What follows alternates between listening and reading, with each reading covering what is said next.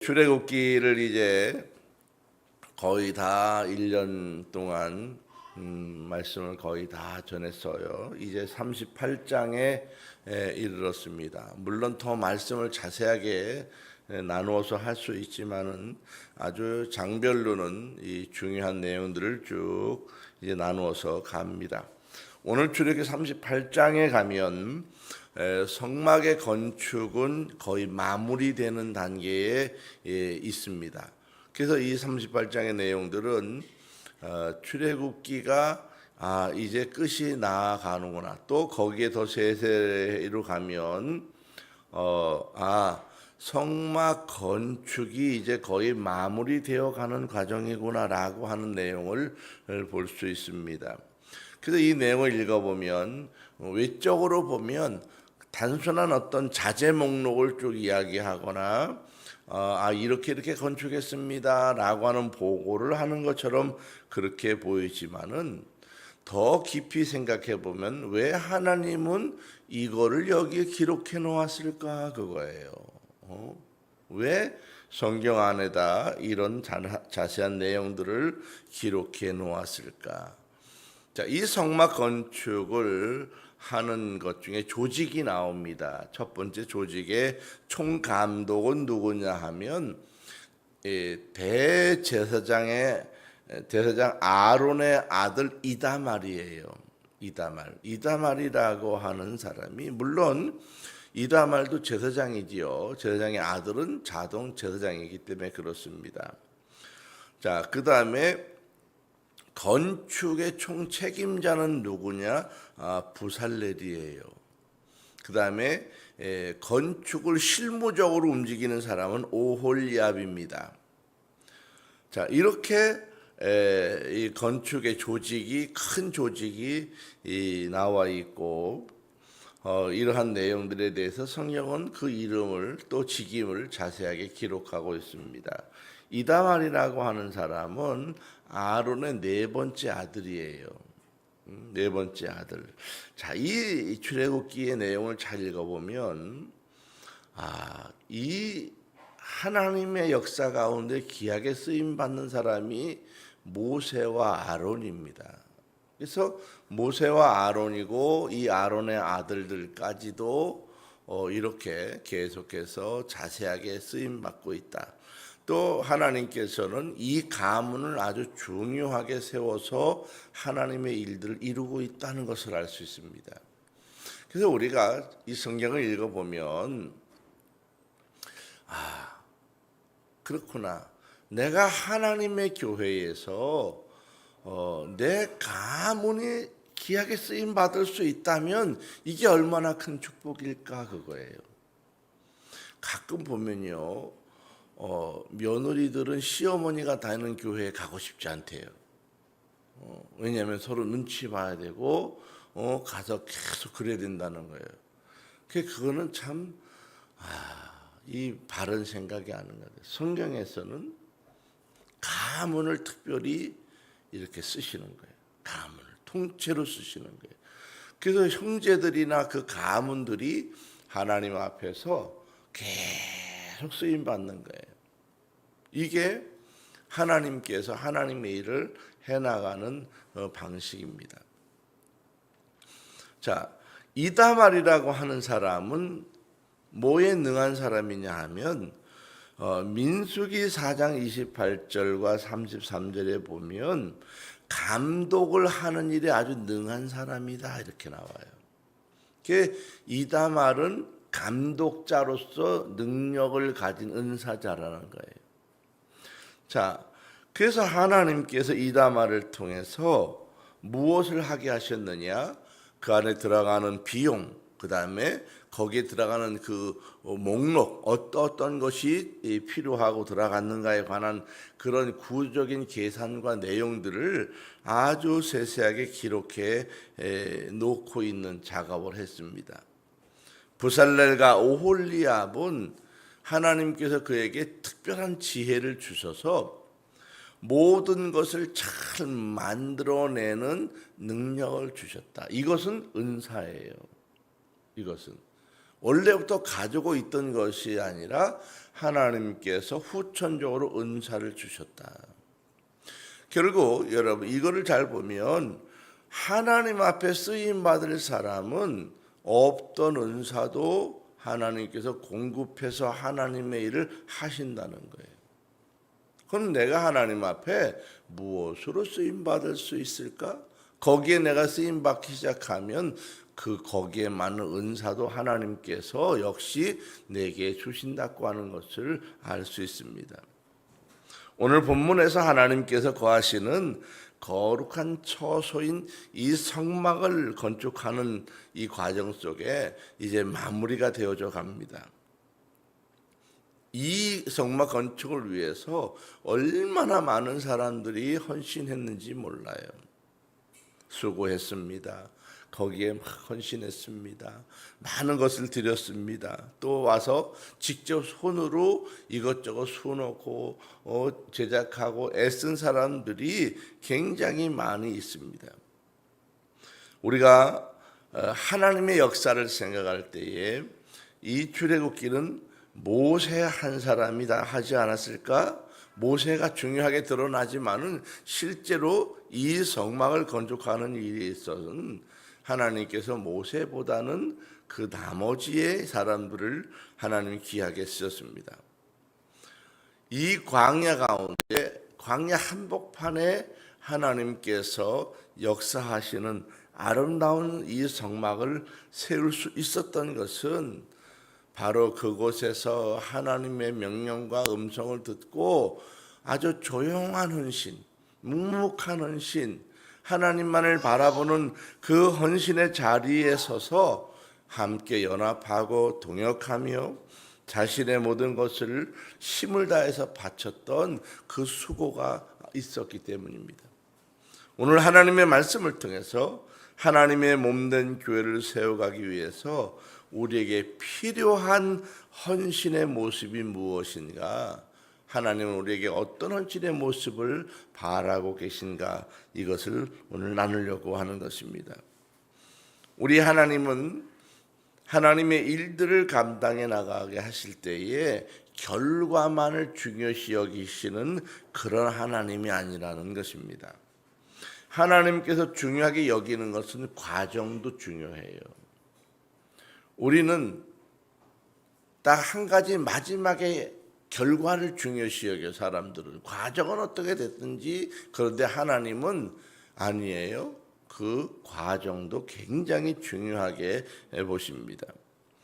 그 과정 속에서 충성도가 얼마나 있었느냐, 얼마나 이들이 관리를 잘했느냐, 또 이들이 일할 때 얼마나 명확하고 정직하게 하나님의 일들을 했느냐, 또 하나님의 일을 하면서 마음 씀씀이가 어떻게 되어졌느냐, 이것까지도 하나님이 세세하게 보신다고 하는 것입니다.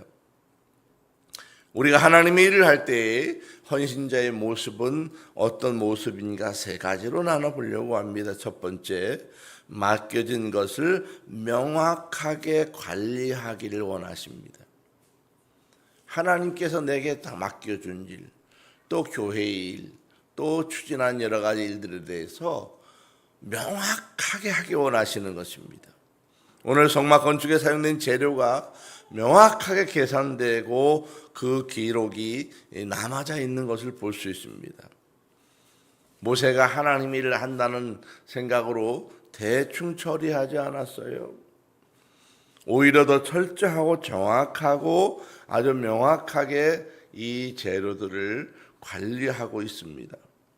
이 소요된 내용들이 얼마나 양이 어마어마한지 몰라요.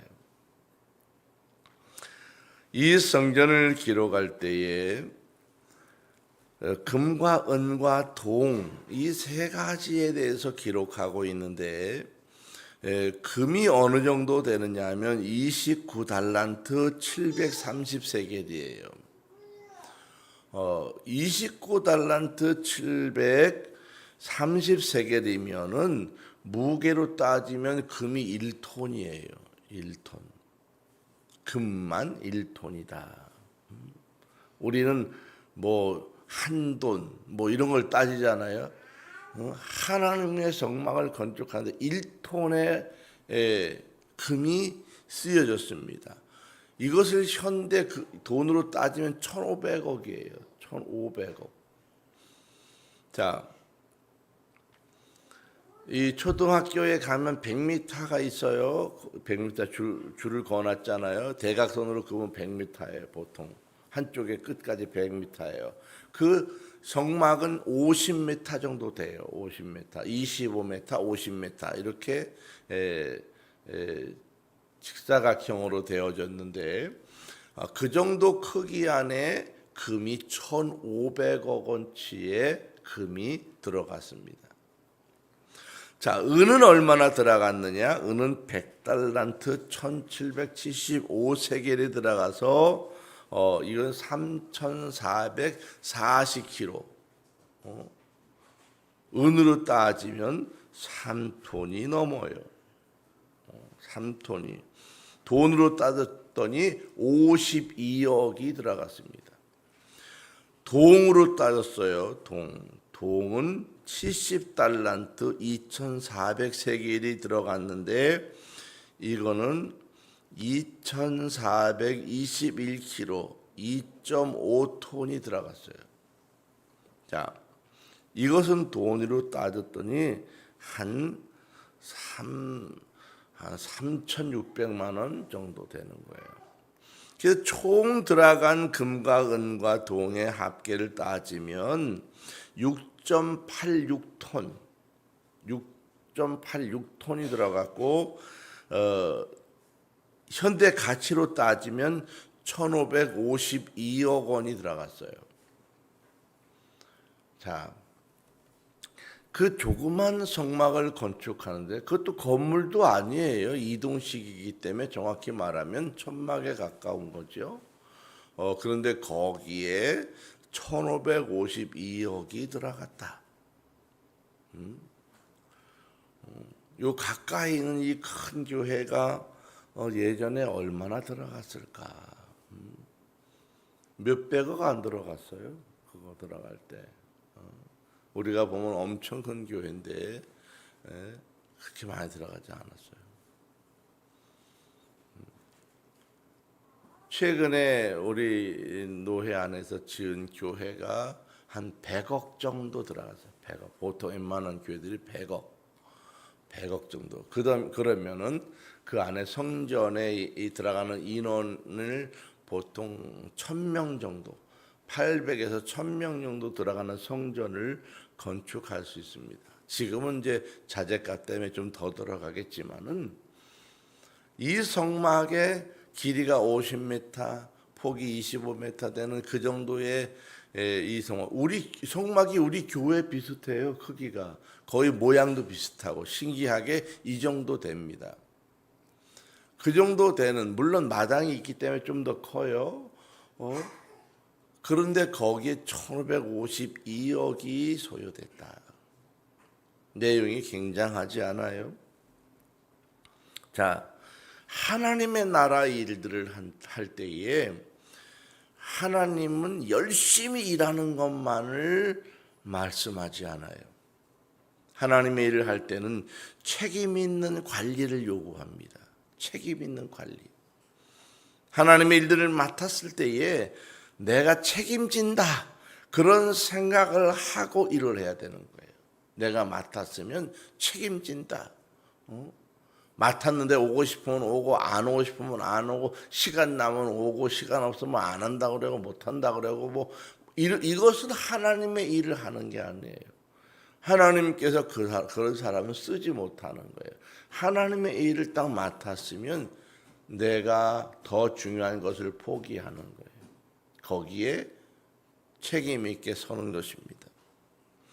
하나님이 맡겨준 시간 안에서 하려고 내가 애를 써야 되고, 또 맡겨진 재정을 하나님이 기뻐하시도록 내가 집행해야 되는 거예요. 맡겨주신 직분도 내가 지금 아니면 이 직분을 감당할 수 없다, 그런 마음으로 최선을 다해서 지금 그 직분들을 감당해 나가야 하는 것입니다. 내가 조금 더 있다 하지 아니, 그렇지 않을 수 있습니다. 한 교회가 헌금 관리를 하는데 투명하게 이루어지지 않았어요. 그래서 큰 문제가 된 그런 교회들이 있었어요. 우리 이 통합적 교회에서도 몇 교회가 있었어요. 큰 교회, 아주 유명한 교회인데 이 재정 관리가 투명하지 않아서 막 싸움이 나고 고소 고발이 일어나고 목사님이 그것 때문에 감옥에 가고 교회가 막 얼마나 분란했는지 몰라요.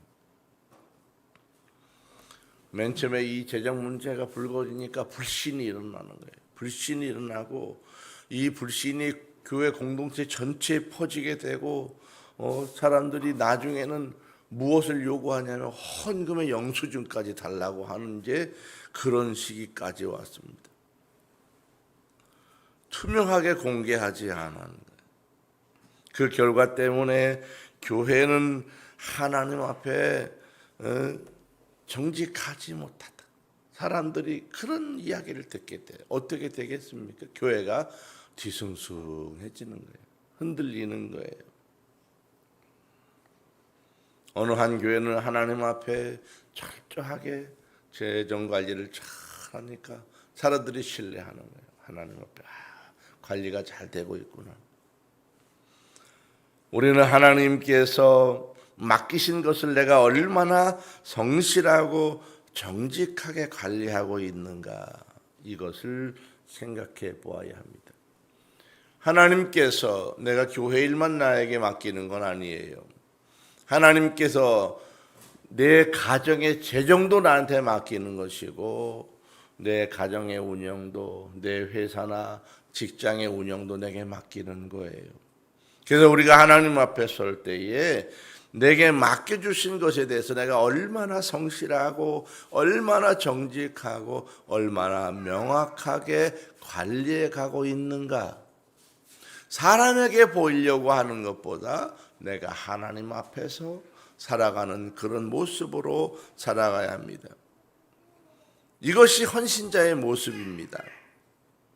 자, 우리가 하나님 앞에 하나님의 일들을 감당해 나갈 때에 헌신자의 두 번째 모습은 뭐냐 하면 바로 이름 없이 조용한 헌신도 기억하신다는 것입니다. 본문에 보면 모세가 나오고 이다말이 나오고 부살렐이 나오고 오홀리압 이름들이 등장합니다. 그러나 이 성막은 몇몇의 유명한 사람들만 보이는 그런 자리가 아니고요, 보이지 않는 자리에서 충성한 사람들이 많이 있다는 거예요. 하나님은 사람의 주목이 아니라 무엇을 보느냐? 성실함을 보는 거예요. 잘해. 이게 중요한 것이 아니에요. 저 사람이 늘 성실해. 하나님 앞에 늘 충성스러워. 이것입니다. 우리는 얼마나 잘해내느냐, 여기에 초점을 둡니다. 왜냐하면 우리는 너무나 많이 1등, 최고, 머리가 되는 거, 이런 거를 따져왔어요. 근데 하나님은 거기에는 관심이 없어요. 그것이 아니라 너에게 맡겨진 것에 대해서 성실하느냐, 최선을 다했느냐, 마음을 썼느냐, 이것을 보시는 것입니다.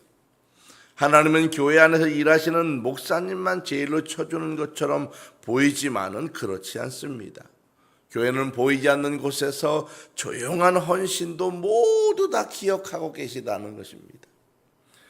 우리가 마당을 지나가다도 휴지 하나를 내가 주워갈 때 그거 하나도 하나님께서 보시고 계시는 거예요. 하나님께서 마음 쓰는 것을 일일이 다 세고 있다는 거예요. 성경은 뭐라고 그래요? 하나님은 내 머리털 한 올 한 올을 세고 계시다. 그만큼 하나님이 세심하다는 거예요. 내가 보이지 않게 헌신하고 보이지 않게 조용한 충성을 해낸 모든 것들을 하나님은 다 카운트하고 있다는 거예요. 교회 권사님이 있었습니다. 이 권사님이 예배 전에 일찍 와요. 와서 먼저 의자를 다 정비해요. 혹시 흐트러졌나 다 정비하고 예배 준비가 됐나 보시고 꽃을 잘 꽂고 물을 주고 기본 청소를 한번 싹 돌아봅니다. 누구도 그 일을 알아주지 않아. 우리 그런데 그렇게 일찍 오셔서 그런 거 하시는구나. 아무도 알아주지 않아.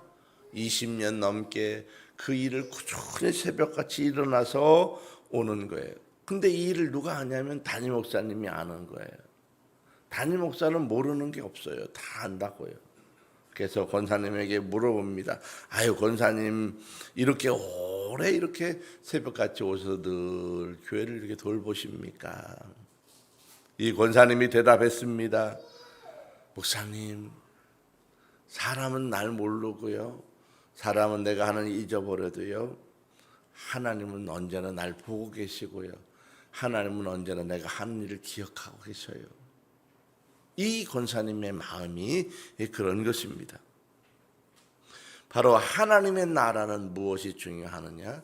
보이는 모습이 아니라 그 마음의 성실함과 충성된 모습을 중요하게 여기시는 것입니다.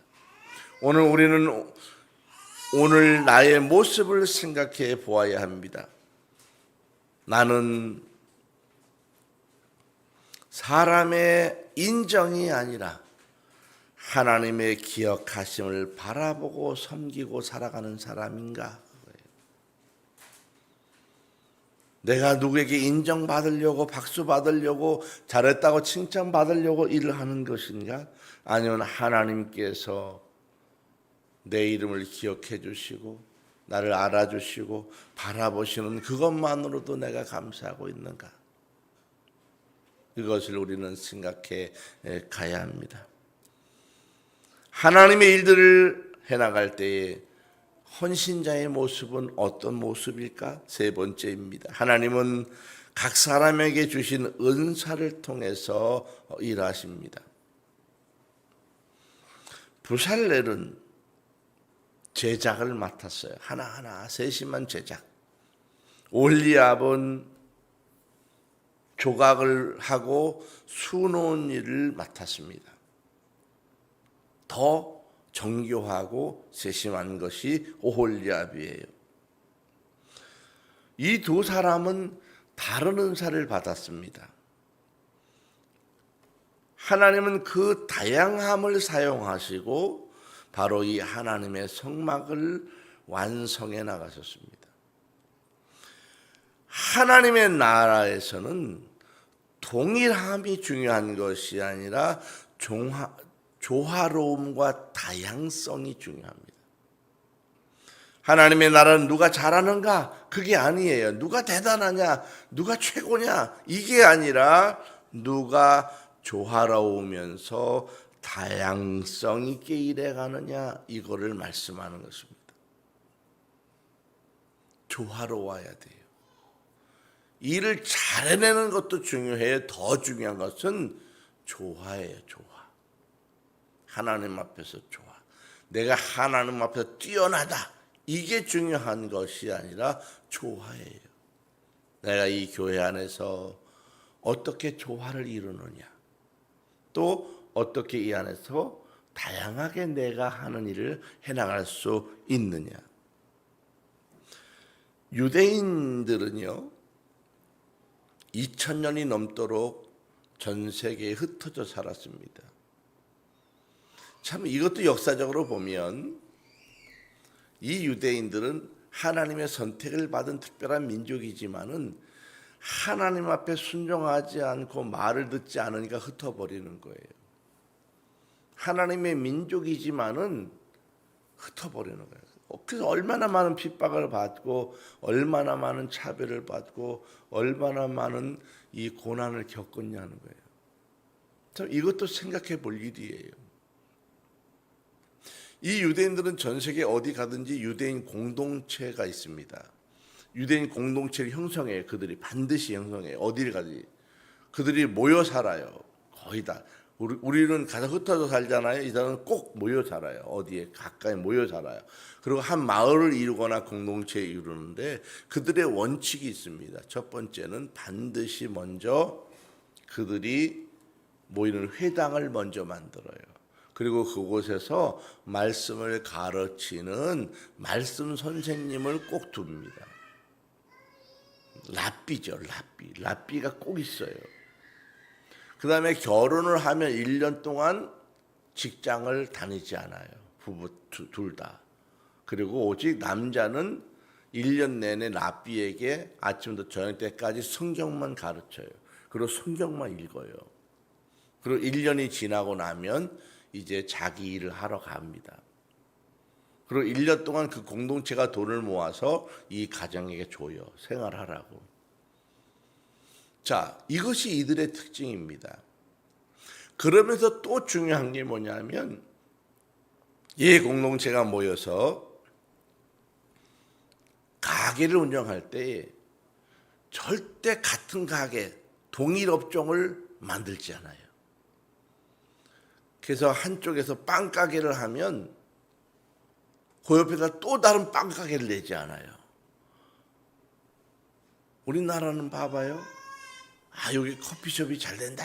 그럼 조금 있으면 그 옆에 또 더 큰 메모드 같은 커피숍이 들어와가지고 얼마 있으면 이 집이 망해. 그렇지 않아요? 우리 요 동네도 저 위에 고깃집이 아주 잘 됐었는데 요 집이 고깃집이 하나 생기니까 그 집이 또 망했어. 그것도 교인이야 또 우리. 또 여기 또 뭐가 잘 된다 하니까 여기 또 하나 뭐가 생겼어. 또 이쪽 집이 망하는 거예요. 자꾸 이런 일이 반복이 되는 거예요. 유대인들은 그런 일을 하지 않아요. 그래서 이분들은 반드시 공동체 안에서 자기들이 딱 선정하는 모여서 정해. 그래서 그 종목 하나만 해요. 아무리 잘 돼도 시기하지 않아요. 그리고 얻은 돈을 혼자 딱 꿀꺽 먹지 않아요. 그래서 같은 업종으로 서로 경쟁해서 싸우지 않아. 그냥 같은 업종을 안 하고 다른 업종 다양하게 하는 거예요. 유대인들이 전 세계 어디를 가도 이들은 죽지 않아요. 다 자기 일들을 잘하고 그 집을 밀어줘요. 근데 요즘 전 세계적으로 유대인을 밀어내는 민족이 아무도 없는데 유대인을 밀어내는 민족이 딱 하나 있어요. 그게 한국 사람들이에요. 한국 사람들이 이사 오기 시작했다. 유대인들은 반드시 이사 갑니다. 그동안 한국 사람들이 이사 와가지고 유대인들이 살아남은 마을이 아직 없어요. 유대인들은 이게 웬만하면 장사 수완이 대단한데 그들의 장사 수완을 이겨내는 사람이 한국 사람이에요. 2000년의 장사 수완이 먹히질 않아. 한국 사람들이 들어가면. 그 한국 사람들을 이 유대인들이 싫어해요. 아주 대단한 민족이에요. 왜냐하면 한국 사람은 뭐가 잘 된다 그러면 비슷한 거 또 내잖아요. 그게 이겨 결국은.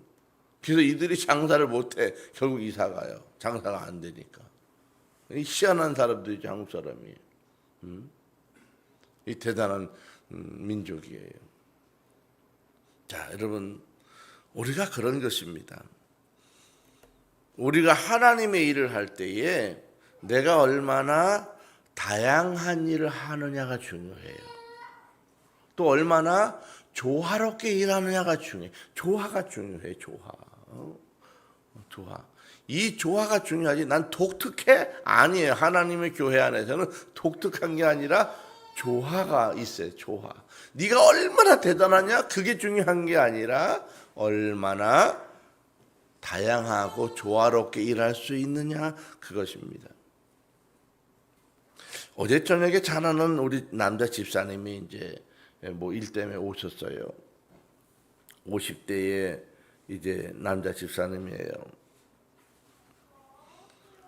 이 집사님이 자기는 여지껏 살면서 제일 부러운 게 뭐냐 하면 노래를 잘하는 게 너무 부럽대요. 교회에서 찬양을 막 나와서 부르는 사람도 너무 부럽다는 거예요. 그래서 자기는 인생의 버킷리스트 중에 하나가 노래를 배우는 거래요. 그냥 그랬지. 집사님 하지 마세요. 노래는요 기본적으로 타고나야 하는 거예요. 자기는 음치이기 때문에 안 된다는 거예요. 얼마나 음치냐? 휴대폰에서 이제 찬양이 나오면 따라 부를 수는 있대. 근데 끊어지면 즉시 자기도 끊어진다는 거예요. 따라 부르는 건 부르는데 노래가 멈추면 안 불러지는 거예요. 남이 멈추면 못 부르는 거야. 안 되는 거야. 선천적으로. 제가 그랬죠. 집사님 나랑 너무나 똑같다고. 내가 그랬다. 음치고 박치고 전혀 안 돼서 내가 고민하다가 내가 50대 초반에 내가 성악을 하는 교수님을 찾아가서 성악을 5년 동안이나 배웠다. 매주일 한 번씩 가가지고 5년 동안 대학원 다니듯이 돈도 엄청나게 들고 5년 동안 성악을 했다고. 근데 내가 5년 후에 내가 알았다. 나는 노래를 할 수 있는 그런 천부적인 은사가 없구나. 그 집사님 안 될 것 같다고.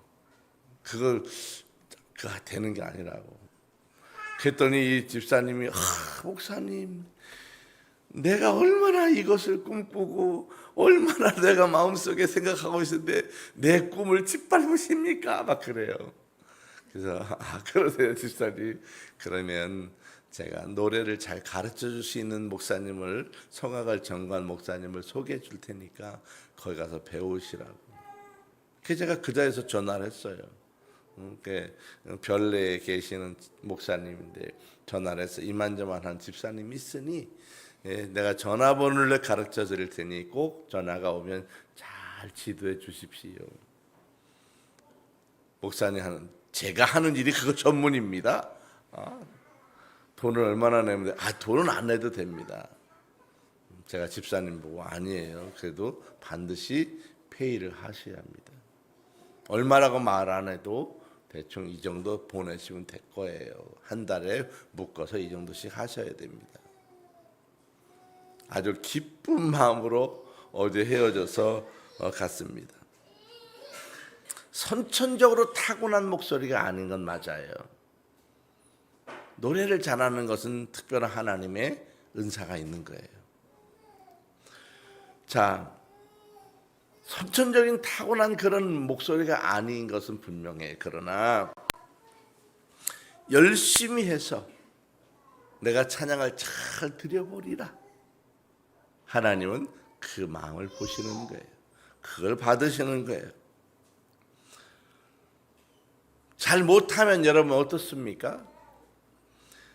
잘하는 것보다 더 중요한 것은 내가 할 수 있을 때 최선을 다해서 한다는 거예요. 하나님은 이것을 보시는 거예요. 하나는 우리의 능력의 크기가 아니라 바로 내가 하나님 앞에 헌신됨, 하나님 앞에 내가 사용돼야지 라고 하는 그 마음 씀씀이를 보시는 것입니다. 우리 하나님께서 내게 주신 은사는 나는 하나님의 나를 위해서 사용되고 싶습니다. 이 마음을 갖는 게 중요한 거예요. 이것이 없다면 여러분 인생이 의미 없는 거예요. 하나님 앞에 내가 사용되지 않는 거 의미 없는 거예요. 하나님께 사용되지 않는 물질 의미 없는 물질이에요. 하나님께 사용되지 않는 건강 의미 없는 인생이에요.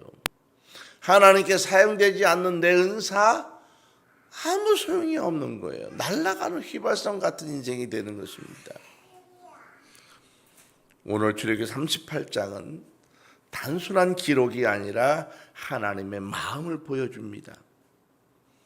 하나님은 명확한 관리를 해나가는 것을 기뻐하셔요.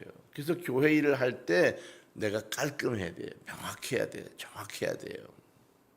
의심 있게 하면 안 되는 거예요.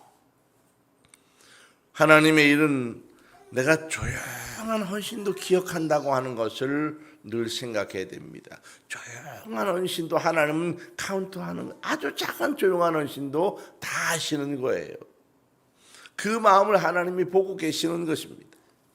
하나님은 다양한 은사를 통해서 일하십니다. 그래서 내가 할 수 있는 걸 하는 거예요. 내가 못하는 걸 하려고 하는 것이 아니라 내가 할 수 있는 그거를 통해서 일하는 것입니다. 사랑하는 월드비전 교회 성도 여러분, 저는 지난 주간에 두 분의 돌아가셨다고 하는 소식을 들었습니다.